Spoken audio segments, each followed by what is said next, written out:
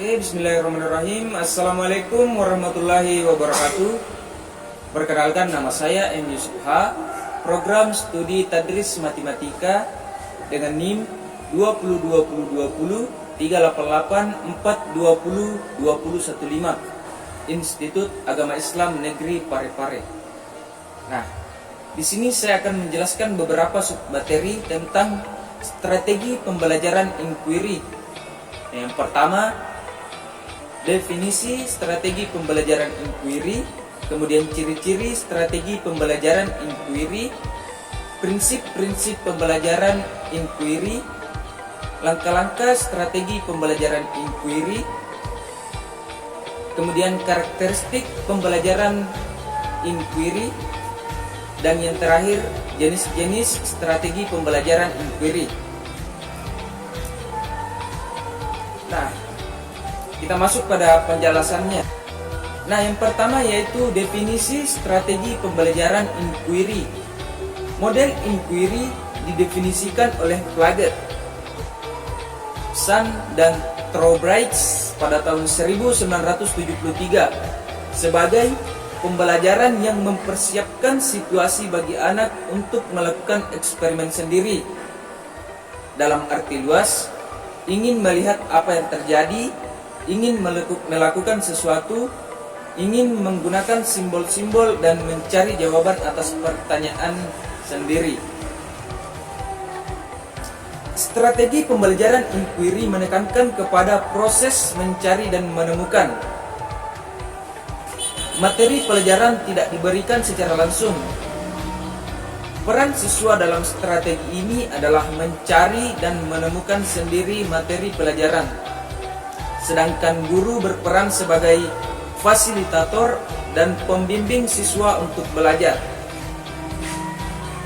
Strategi pembelajaran inquiry merupakan rangkaian kegiatan pembelajaran yang menekankan pada proses berpikir kritis dan analitis untuk mencari dan menemukan sendiri jawaban dari suatu masalah yang dipertanyakannya.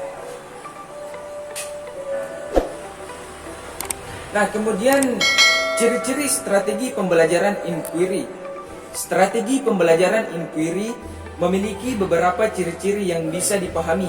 Di antaranya, yang pertama, strategi inquiry menekankan kepada aktivitas siswa secara maksimal untuk mencari dan menemukan. Yang pertama, strategi inquiry menekankan kepada aktivitas siswa secara maksimal untuk mencari dan menemukan. Artinya, strategi inquiry menempatkan siswa sebagai subjek belajar dalam proses pembelajaran. Siswa tidak hanya berperan sebagai penerima pelajaran melalui penjelasan guru secara verbal, akan tetapi mereka berperan untuk menemukan sendiri inti dari materi pelajaran itu sendiri. Nah, lanjut, yang kedua, seluruh aktivitas yang dilakukan siswa diarahkan untuk mencari dan menemukan jawaban sendiri dari sesuatu yang dipertanyakan, sehingga diharapkan dapat menunjukkan sikap percaya diri. Dengan demikian, strategi pembelajaran inquiry menempatkan guru bukan sebagai sumber belajar, akan tetapi sebagai fasilitator dan motivator belajar siswa. Aktivitas belajar biasanya dilakukan melalui proses tanya jawab antara guru dan siswa. Karena itu, kemampuan guru dalam menggunakan teknik bertanya merupakan syarat utama dalam melakukan inquiry. Selanjutnya, yang ketiga, yaitu tujuan dari penggunaan strategi pembelajaran inquiry adalah mengembangkan kemampuan berpikir secara sistematis, logis, dan kritis, atau mengembangkan kemampuan intelektual sebagai bagian dari proses mental. Kemudian kita masuk pada prinsip-prinsip strategi pembelajaran inquiry. Dalam pelaksanaannya, Strategi pembelajaran inquiry harus berpegang pada prinsip-prinsip yang telah ditentukan, sehingga pembelajaran akan berjalan lancar dan sesuai tujuan. Adapun prinsip penggunaan strategi pembelajaran inquiry, yang pertama, berorientasi pada pengembangan intelektual, kemudian prinsip interaksi, prinsip bertanya, prinsip belajar untuk berpikir, dan prinsip keterbukaan.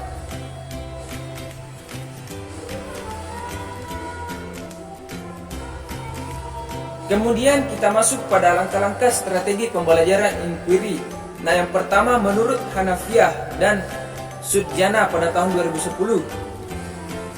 Langkah-langkah pembelajaran inquiry learning adalah sebagai berikut.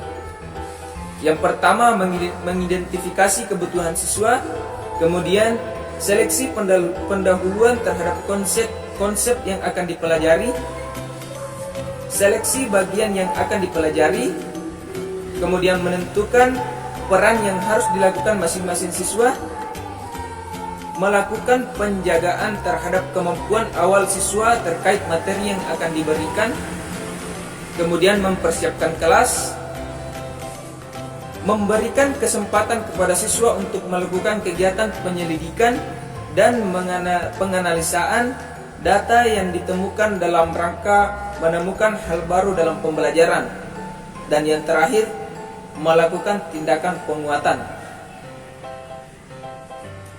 Yang kedua, menurut Clevery pada tahun 2003, terdapat beberapa langkah dalam proses pembelajaran menggunakan metode inquiry learning, yaitu sebagai berikut.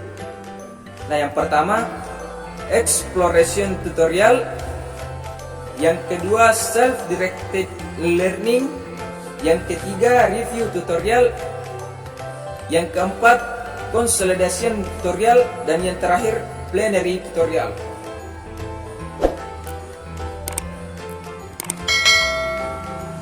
Selanjutnya kita masuk pada karakteristik strategi pembelajaran inquiry.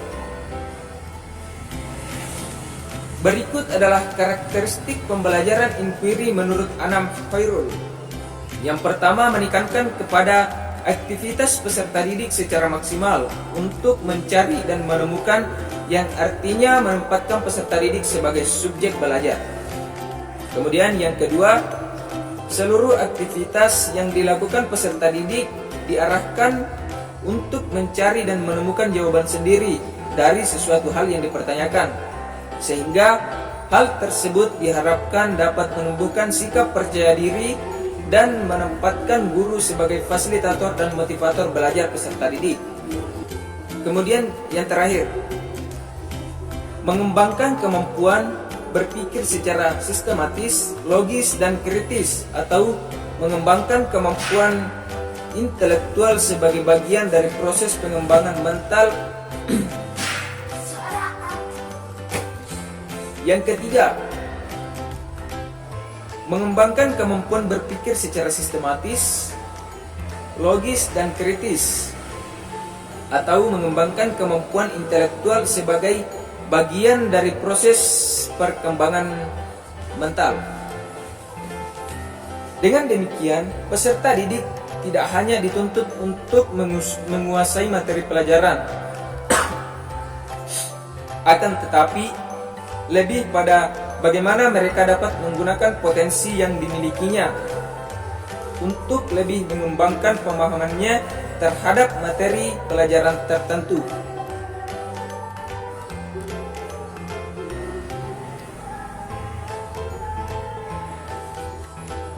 Kemudian kita masuk pada jenis-jenis strategi pembelajaran inquiry.